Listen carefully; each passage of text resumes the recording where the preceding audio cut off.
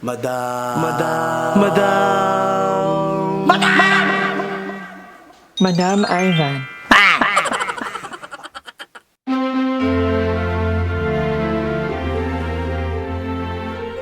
Hi guys! Welcome back to my channel. So for today's video, dito tayo sa pinakabagong anong tawag, bilyaran. Pwede magsalita pare. Hindi ka pite. Ganun yung talagang kasama natin. So nandito tayo sa bagong bilyaran malapit sa amin. So kami ay hindi ko sana mamaya papakita ko sa inyo yung name ng lugar na to. Pero ang ganda dito, murang 1 hour, makitumigo mo. Ay, galing! Ay, ano ba yan? Hindi marunong. Muna. Ay, nilipat ko na yan ha. Pag yan, hindi ko pa lang. Pap! Oo. Ako na to. Anak na Efren Bata rin yan. Kasama natin si Marang Reyes. Ang ganda. Yan si Alcong. Si Pitan. Si PJ. Si Wael. At of course, ito na pinakamagaling na maglaro eh. Laban kayo. Ilang gusto mong kalaban dito? Ay, hindi ko kalaban. Gusto niya pala si Axel kalaban. Kalaro lang pala, hindi kalaban. Okay. Alam, ba't ginagalaw? Ba't ginagalaw?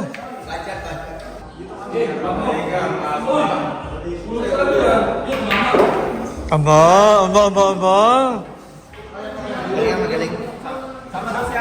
Grabe, piniplag mo talaga yung nail mo, no? Na ikaw yung may gawa. At hindi mo pa akong ginagawan. Kasalanan mo talaga. Habang naglalaro sila, kami naman ang kumawag. Ay, nagawa nila. Kami naman pinayagan naman ka. Kasi kaka-open lang nila, no? 23. Tama ba? Oo. 23. Kung ilang araw pa lang, 4 days pa lang sila nag-operate. Kung pumunta na kayo dito habang mura pa, 160 pesos lang per hour. Meron silang kape, may mga naman sila, may mga ganyan. Pulutan. Ito yung in-order, hindi ko pati ako guys. Wala akong kahain pa. Hindi dinoble ka to kasi, doble ka, parang Tawag yung bata ka ba? Pero may banding namin to kasi sila rin yun. Hindi sila nakapunta na nag-Christmas party kami kasi bikin sila that time. Parang nag-iba kayo. Sa Baclaran. Ang layo. Pero grabe nung nakita ko yung story mo na parang na-proud ako sa inyo. Ang galing. Hindi traffic. May motor lang kayo? Nakaban. Ay, traffic mo. Madaling araw kami umalis, 2 a.m. Nasa plaza kayo. Sa Palawit, kaila Anyway, magbabanding muna kami ng kumalan ko tapos balikan ko kayo later kapag may lalaro na. At kaya ko talunin nyo lahat ng mga yan. Wala akong habol sa akin yung mga yan.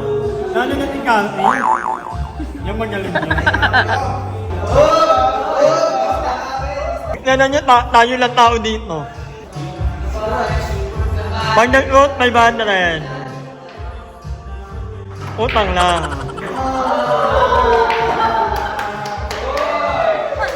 Ang hirap mag-go.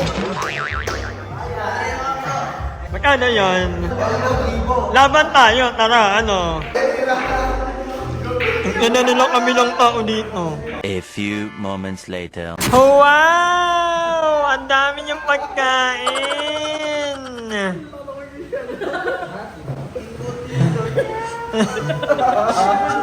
Ano yan?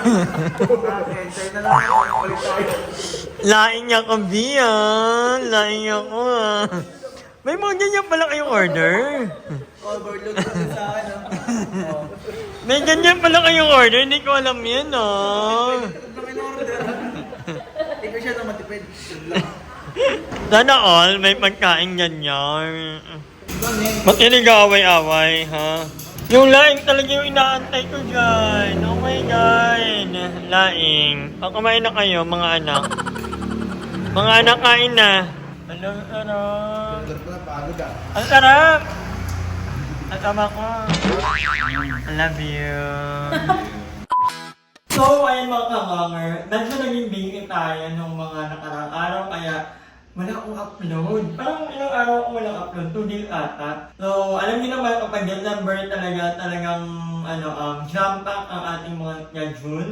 Tunod-tunod ang invite na ganito, ganyan. So, alam mo yun, kapag ganito talagang December, tunod-tunod talaga yung mga ganap. May mga nag-i-invite ng ilong, ng event na kanila.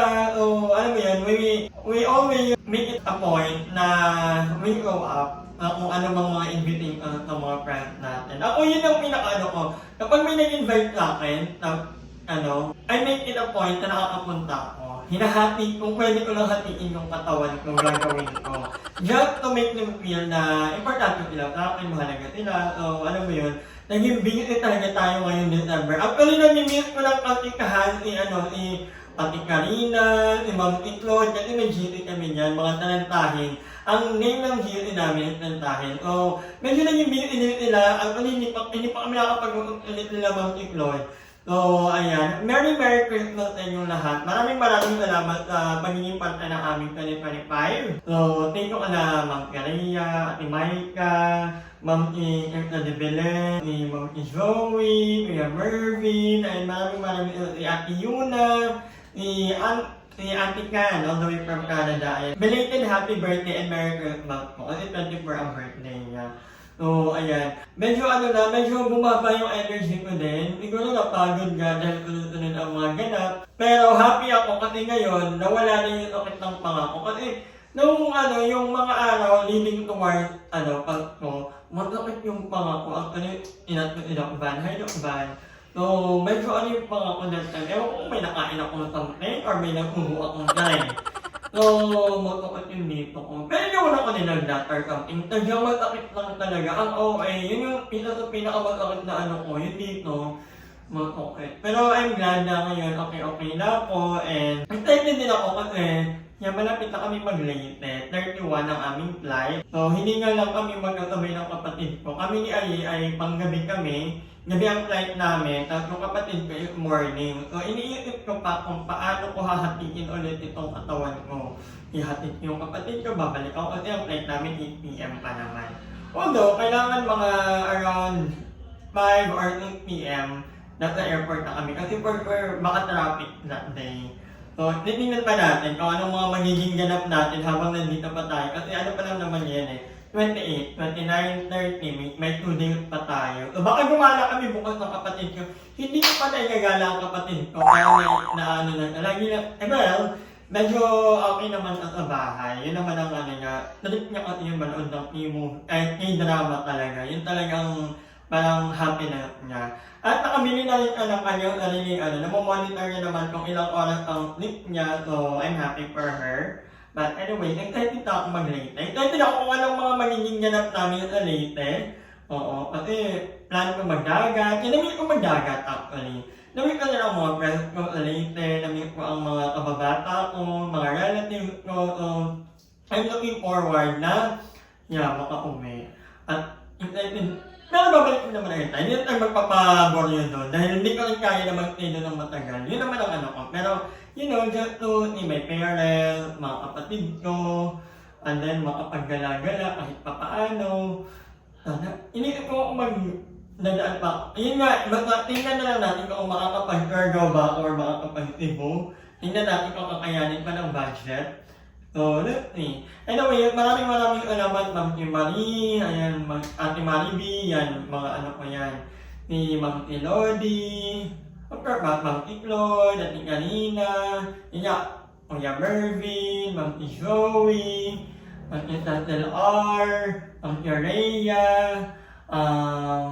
Erta de Belen, ayun, mga lagi kong mga nakakamustahan yan. So, maraming salamat. At lahat naman nagko-comment sa mga laging nag-gigalit na Christmas or anything good morning or good day. Maraming salamat. No, na sobrang na-appreciate ko kayo guys. Maraming salamat. And I hope na, alam mo yun, maging magandang pasok ang 2026 sa atin. At huwag nyo kami iiwanan. Magkama-kama pa rin tayo hanggang 2026. Tingnan natin kung ano ang mga magiging adventure naman natin. Hopefully na makapag-plan tayo, hindi lang tayo nandito ng Cavite, tayo makapag-travel. Yun naman talaga ang goal ko. At alam nyo ba, one time, pumunta ako sa kabilang bahay, tapos may nadaanan akong matanda, nasa bahay nila, nakahawak lang na may parang brandilya, ng bahay nila. Parang na-realize ko na parang, pag tumanda na rin ako, gano'n na rin ako, hindi na ako makakapag-travel, hindi ko na malilibot yung mga lugar na gusto kong puntahan. So sabi ko, as much as possible, I will make it my goal na makapag-travel habang bata pa ako. Kasi, pag matanda ka na, wala, andun ka na lang, nakagaling ka na lang yung hagma ng malapit na pinto nyo, hindi ka na makapag-travel kasi siguro matanda ka na, hindi na kaya ng energy mo. So, while I'm at my prime, I will make it a point na makakapag-travel tayo once in a while. So yeah, I'm excited. 2023 will be a year of traveling. For me, ako gusto ko mag-travel. Kahit ito lang sa Philippines, napansin ko lagi lang ako napabahay din. Ano ba ito? Mag-travel naman tayo, mag-explore naman tayo. Itawahan niyo ako pag nag-travel ako. Gusto ko mag-international, parang mga 1 month, ganyan. Budgetarian traveling. Ito syempre, hindi naman maraming pera. Pero magbabudget tayo na, kailangan dyan lang magastos natin papunta sa ganyan. So, kailangan advance planning din. Ngayon, hindi na ako tapat na mag-international travel. Dati kasi supposedly, magka-travel ako sa Thailand at Kuala Lumpur. Kuala Lumpur dapat ako. Kaya lang nabook ko na yun at may ticket na ako, may lahat. Kaya lang, na-diagnose nga ako na high blood, kaya hindi ako natuloy. So, that time kasi, nagkaroon ako ng healthcare. Takot talaga ako. Parang hindi ko kaya mag-travel. So, hindi ako natuloy sa Thailand at sa Kuala Lumpur. Pero I think, next time, gawa nga lang na ma-manage ko naman ang aking blood pressure, feeling ko kaya ko nang mag-travel ulit. Nang hindi lang sa Pilipinas. Kaya ko nang mag-travel. Kasi that time kasi ang kapit na tayo nung galing lang ako Palawan sa Manila. Parang puputok yung yung heart ko that time. So, happy naman ako na I may have been diagnosed as mataas ang dugo, high blood man tayo, happy ako na ito na natutunan ko this year is discipline, pagkain, pag-exercise. Malaking tulong talaga yung exercise. Actually, nung bago-bago lang din ako na na-diagnose ng blood pressure ko na mataas ang dugo ko nga, ilan ang gamot ko, parang 4 na vitamin, itong maintenance. Yung vitamin ko para sa nerve, para sa heart, merong itong Korean kemet at may isa pa.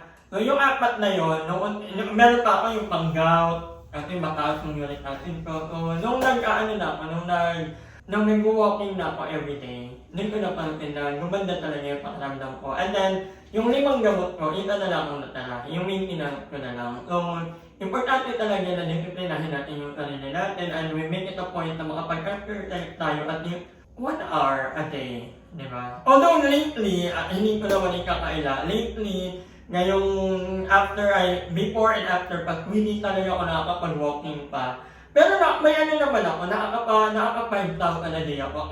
Ito talaga kagandahan ng nilulat ko. Kasi napamonit. So ngayon naka-4,100 ako. Ito kagandahan ng nilulat ko. So bumili kayo. Kasi kung hindi nyo naman may time talaga na hindi tayo makapag-walking kasi busy tayo. Pero at least, hindi naman tayo sobrang sedentary yung lifestyle natin.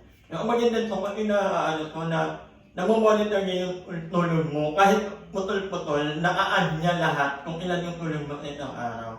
So, kunyari ako, naka 3 hour sleep lang ako, babawi ko niya sa hapon or hanggang sa mga 7 or 8 hours ako. Gano'n. So, order kayo, ilalagay ko dyan yung ang tagal mag-lobat, sobrang ganda. But anyway, hanggang dito lang muna ang vlog na to. Maraming salamat pala sa panonood and belated Merry Christmas sa inyong lahat and advance Happy New Year. Ganito lang muna. And I will see you tomorrow. Hi! Maraming salamat sa panonood ng video na to. At kung natuwa ka, please don't forget to like and share this video. Mag-subscribe na rin kayo para bongga na. Yun lang.